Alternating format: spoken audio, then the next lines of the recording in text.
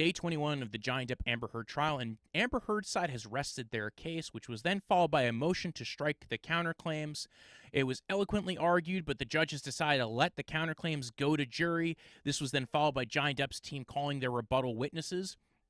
First on deck was Walter Hamada of Warner Brothers, who testified as to Amber Heard's role in Aquaman and as to whether they would be willing to renegotiate her contract with many years of options left on it. The answer to that was clearly no, and that they were thinking of even recasting her due to chemistry issues with Jason Momoa.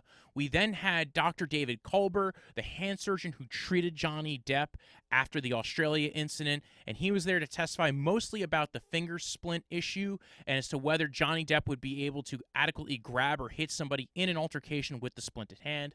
We then had the return of 3 previously seen expert witnesses to refute Amber Heard's reputational damages claim: Richard Marks, the Hollywood expert, Michael Spindler, the forensic accountant, and Doug Banya, the intellectual property and social media reputation expert. Then we had a surprise witness, Morgan Knight, the former Hicksville owner, the resort that Johnny Depp and Amber Heard had rented out, where there was apparently an alleged altercation. He gave his perception of the events at Hicksville, where he did not see any kind of altercation. He also testified to the alleged repairs to the trailer and said that it were not significant and it was really just replacing a $66 sconce.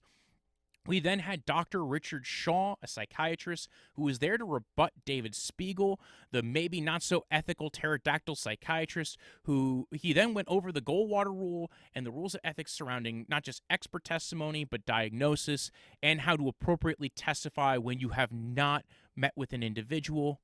We then had Jennifer Howell's much anticipated video deposition, which sounded like it was going to include a lot of impeachment evidence of Whitney Henriquez or Whitney Heard. But it seems like a lot of that was taken out of the deposition due to hearsay objections, even though reports make it sound like it should have come in under the prior inconsistent statements exception to hearsay. Still, the jury got to hear testimony of how Howell was talking about reaching out to Whitney to try and prevent her from making a giant mistake to protect her sister, and that one of the parties at the deposition had been quite threatening to her in the past, and it sounds like it might have been Amber Heard's side. Lastly, they called Candie Davidson-Goldbronn of the Children's Hospital of L.A. to talk about how Amber Heard stiffed the Children's Hospital of L.A. And Johnny Depp's team was so efficient with their time, they decided to finish 30 minutes early and eat 30 minutes of their own time.